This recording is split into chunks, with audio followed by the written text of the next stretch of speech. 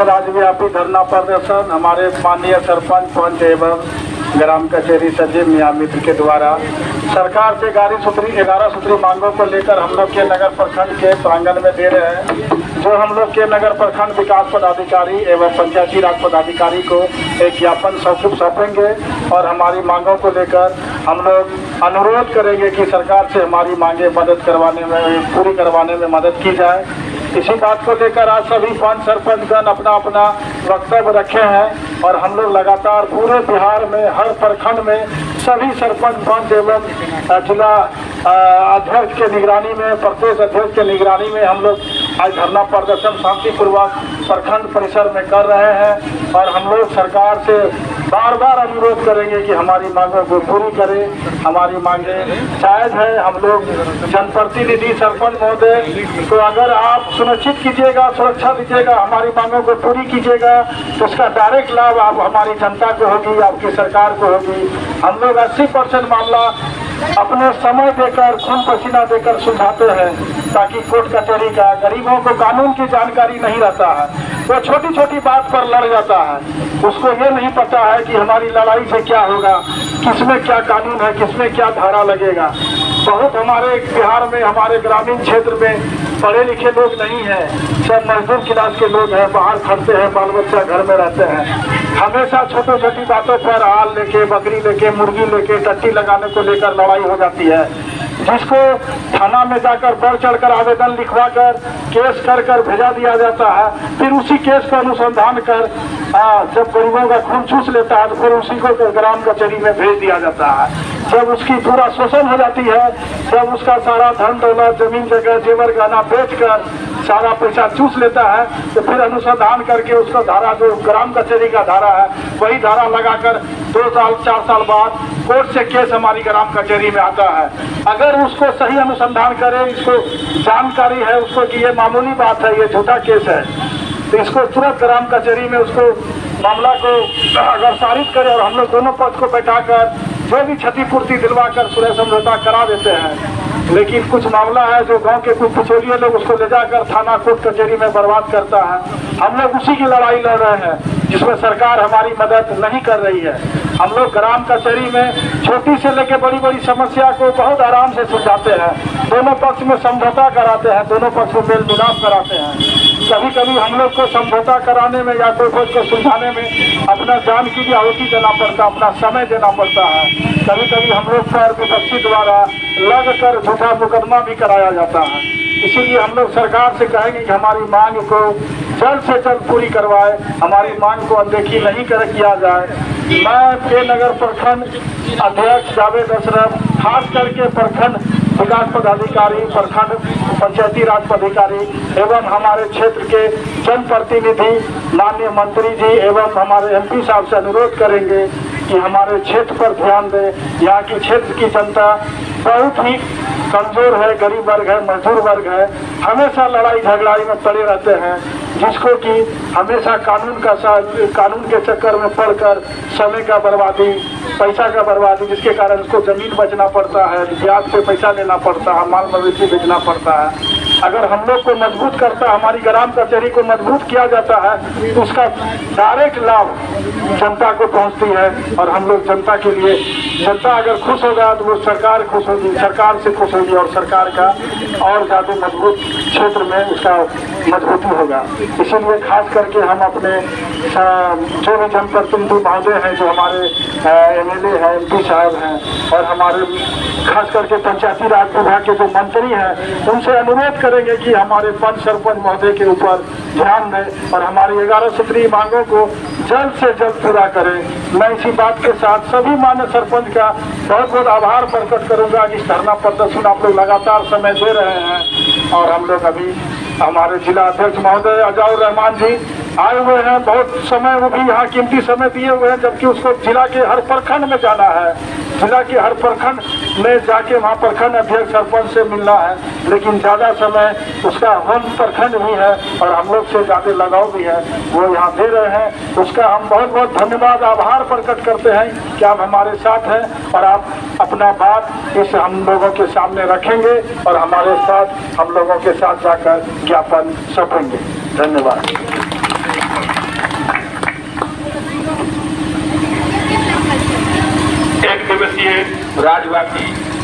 प्रदर्शन के कार्यक्रम में आज के नगर प्रखंड में भी हम उपस्थित हैं।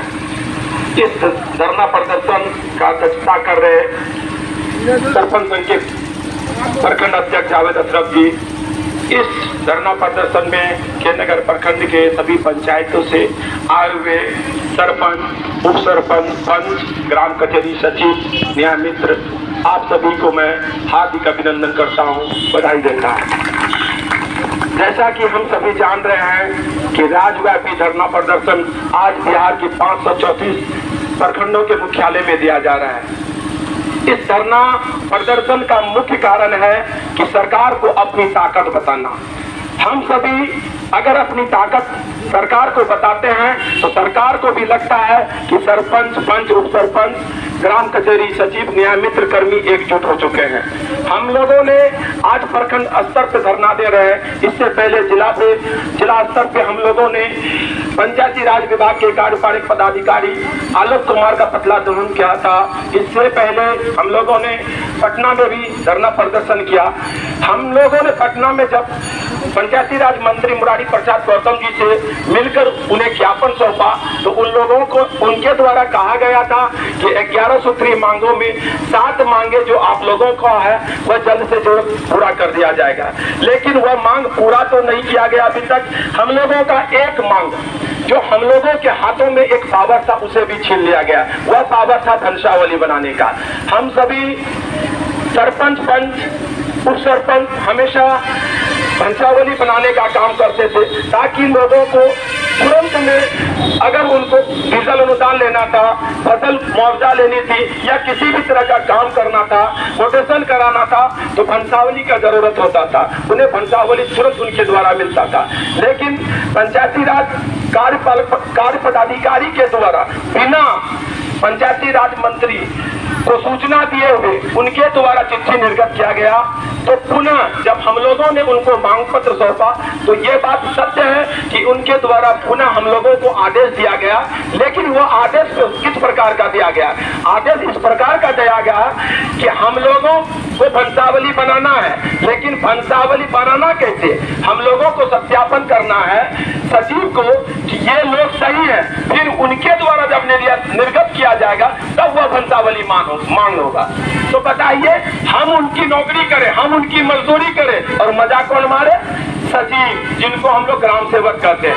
ऐसा हम लोग नहीं करने वाले हैं। हम लोगों ने पुनः पंचायती राज मंत्री को ज्ञापन सौंप कर अवगत कराया है कि हम लोगों का जो अधिकार था, हम लोग जो वंशावली पहले बनाते थे वह पूर्ण अधिकार हम लोगों को मिलना चाहिए। साथ ही साथ हम लोगों का जो 11 सूत्री मांग है हम लोगों का मानदेय बढ़ाया जाए, साथ ही साथ पेंशन हम लोगों को दिया जाए। वह पंच हो, उप सरपंच हो, सरपंच हो, न्याय मित्र हो, ग्राम कचहरी सचिव हो, सभी का मानदेय बढ़ाया जाए। साथ ही साथ पेंशन की व्यवस्था की जाए। हर ग्राम कचहरी में चौकीदार की बहाली हो, प्रहरी की बहाली हो, जहाँ ग्राम कचहरी सचिव नहीं है वहाँ सचिव की बहाली हो, न्याय मित्र की बहाली हो।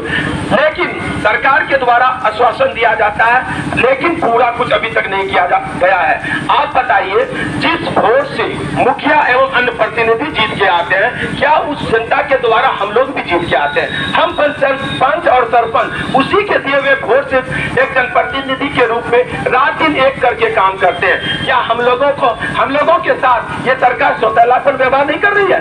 सरकार को लगता है कि पंच सरपंच कुछ नहीं है। सरकार को ये सोचना पड़ेगा कि महात्मा गांधी ने एक सपना देखा था कि समाज के जो निचले तबके के लोग हैं उनको सही इंसाफ मिल सके, इसलिए ग्राम कचहरी का निर्माण हो। ऐसा हुआ भी, लेकिन आज का जो सरकार है उनको लग रहा है कि अगर हम ग्राम कचहरी को समाप्त कर देते हैं तो मेरे लिए बहादुरी होगी, लेकिन ऐसा नहीं।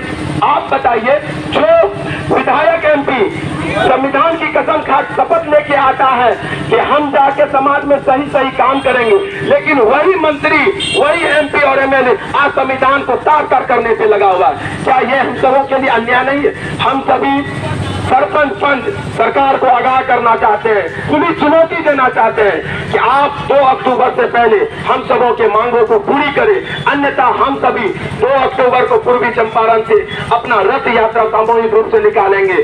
बिहार के 38 जिला घूमने के बाद अगर हम लोगों का 11 सूत्री मांग पूरा नहीं किया जाता है तो सामूहिक रूप से हम लोग पटना जाकर अपना इस्तीफा पत्र राज्यपाल को सौंपेंगे। फिर आने वाला चुनाव में सरकार को बताएंगे कि सरपंच और पंच की ताकत क्या है, इनकी एकजुटता क्या है, आपको देखने को मिलेगा। आप शाम में ही न्यूजों में अखबारों में पढ़िएगा कि आज जो सरपंच पंच का संगठन है पूरे बिहार में ऐसा संगठन किसी चीज का नहीं है। कोई भी जनप्रतिनिधि का ऐसा संगठन नहीं है जो कि हर मुद्दे पर अपने अधिकार के लिए ऐसी लड़ाई लड़ती हो, ऐसा नहीं है। अब बताइए, सरकार के द्वारा मात्र इतनी सी बात कही गई कि मुखिया के कार्य को सरपंच समीक्षा करेंगे, कौन सी बड़ी बात है। आप अगर चोर नहीं हो तो आप डर किस बात का लग रहा है आपको? आप अगर चोर हो तो डरने की बात आपको। सरपंच समीक्षा करेगा, इससे लोगों के हित में लोगों की भलाई होगी। आप इंदिरा आवास में ठगने का काम करते हो, वृद्धा पेंशन में ठगने का काम करते हो, रोड में लूट खसोट करते हो, किसी बात का डर है आपको कि पंच सरपंच समीक्षा करेंगे तो हमारी चोरी पकड़ा जाएगी? आपको इतना चिड़चिड़ीपन क्यों लग गया? आप इतना बौखला क्यों गए हैं? तो कुछ मुखिया लोग जाके पटना में धरना दिए हुए हैं। मैं उन माननीय मुखिया जी से कहना चाहूंगा, अगर आप पटना में धरना दिए हुए हैं तो सबसे पहले आपको अपना पावर उप मुखिया को देना चाहिए, ताकि यहाँ के जनता जो आपको वोट देकर जिताई है उनका काम बाधित ना हो, उनका काम ना रुके। लेकिन ऐसा कुछ नहीं, सरकार को उस और ध्यान नहीं जा रहा है। घूम फिर के सरकार को पंच सरपंच न्याय मित्र सचिव पे ध्यान जाती है। आप क्या चाहते हो कि आने वाला चुनाव से पहले मुखिया और सरपंच को सिर्फ लड़ा के लॉलीपॉप दिखा के चुनाव निकलवा ले?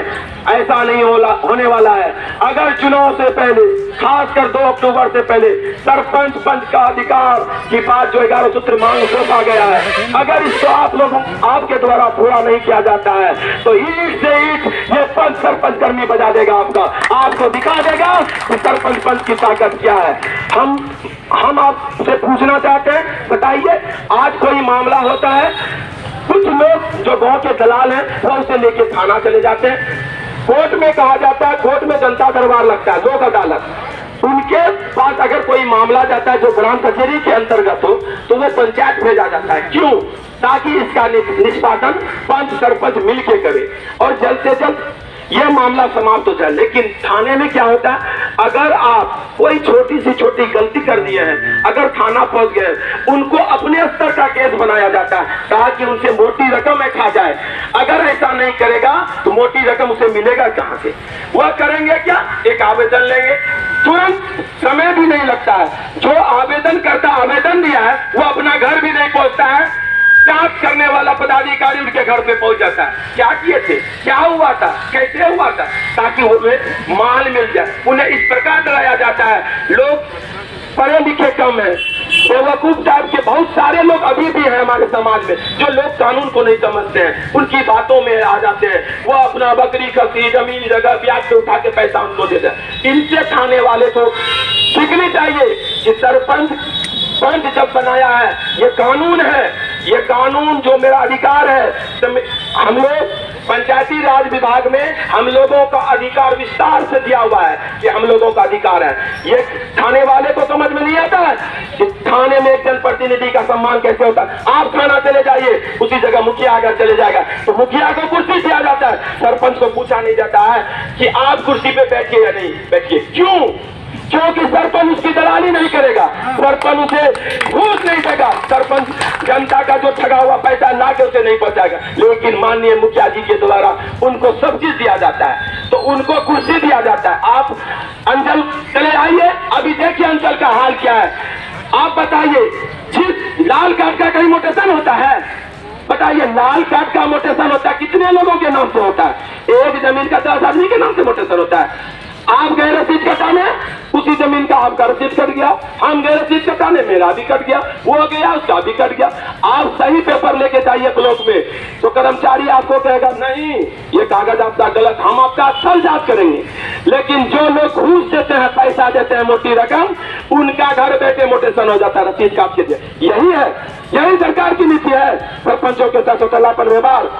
हम आगाह करना चाहते हैं इस मंच के माध्यम से अंचल के लोगों को, अंचल के कर्मचारियों को, थाने के और जिला के पदाधिकारियों को कि सचेत हो जाए। हम सब अब जाग चुके हैं, अब हम लोग सोए भी नहीं है। अगर हम लोगों के मान सम्मान के साथ खिलवाड़ किया गया तो हम लोग ईंट से ईंट बजाने का काम करेंगे। अभी हमारे कुछ भाई बता रहे थे कि किसी को शायद पकड़ के कोई मामला में यहाँ जयनगर थाना लाया गया था, थाना अध्यक्ष के द्वारा उसे रात में छोड़ दिया गया। आखिर क्या आपने देखा उसे छोड़ दिया? आप उनका जांच पड़ताल करते, वहां के जो जनप्रतिनिधि सरपंच होते हैं, जो न्याय का मालिक होता है, जिन्हें सरकार लाइसेंस दिया है, उनसे आप बुला के राय मशवरा करके फिर उनको छोड़ते, तो लगता कि आप सरपंच के साथ सम्मान किए, सरपंच का इज्जत किए, फिर जो आपको अच्छा लगा वह किए। लेकिन चोरी छुपके आखिर कब तक ये चलेगा? ऐसा अब नहीं चलने वाला है। आप बताइए, एक कर्मचारी जिन्हें सरकार नौकरी दी हुई है, एक कर्मचारी के पीछे 10 दलाल होता है। कर्मचारी को पूछिएगा फोन करके, भाई ये काम कैसे हो गया, जबकि ये मोटेशन जो आप किए ये गलत था, बोलेगा हम नहीं किए। अब चल जाइए अंचल पदाधिकारी के पास, उनसे पूछिएगा सर ये हम उस पर जांच करवाते, कब तक सर जांच करवाइएगा? एक वंशावली, अभी आज की बात मैं बता रहा हूँ, 5वां महीना 7वां महीना में वंशावली बनाना बंद हुआ। 5वां महीना में वंशावली बना था, उसको एक कर्मचारी के द्वारा निरस्त कर दिया गया। क्या कह के निरस्त कर दिया गया कि जैसे दादा का नाम था, उसके पिता का नाम था, उसके नीचे उसके पुत्र का नाम था, उसके पत्नी का नाम था, उसके नीचे मात्र एक पुत्र था, उनका नाम था, उनकी पत्नी का नाम था। इस वंशावली को कर्मचारी के द्वारा क्या कहा गया कि ये वंशावली पे हम हस्ताक्षर नहीं कर सकते हैं। तो उसने पूछा आखिर क्यों आप नहीं कर सकते? तो बोला आपको पारिवारिक सूची बनाना होगा। तो वो कैसे बनाना होगा? तो उन्होंने बना के दिया वही वंशावली जैसे आप बनाए थे सरपंच साहब। कैसे बनाया? 1 नंबर में दादा का उसकी पत्नी का नाम दिया, 2 नंबर में उसके पुत्र और पत्नी का नाम दिया, 3 नंबर में उसके और पुत्र और पत्नी का नाम दिया। बताइए आप पत्रकार बंधु, आपसे मैं पूछना चाहता हूँ, क्या जो वंशावली पहले सरपंच के द्वारा बनाया गया था, जो वंशावली आज कर्मचारी के द्वारा बनाया गया, दोनों में अंतर क्या रहा? हकीकत में पूछे तो वंशावली दोनों समान था, लेकिन वंशावली जो सरपंच बनाया था उसमें हमेशा इंडिकेट तीर का निशान लगा के होता है, लेकिन कर्मचारी क्या किए? उसमें नंबरिंग दे दिए। क्यों ऐसा क्यों किया? उन्हें पैसा नहीं मिला। आज उसको पैसा मिल जाता तो उस वंशावली में कर्मचारी के द्वारा मान्य किया जाता, कहा जाता ये वंशावली सत्य। मोटेशन कराने चाहिए किसी भी पेपर का तो पहले डिमांड होता है दलालों के द्वारा, हमें पैसा चाहिए।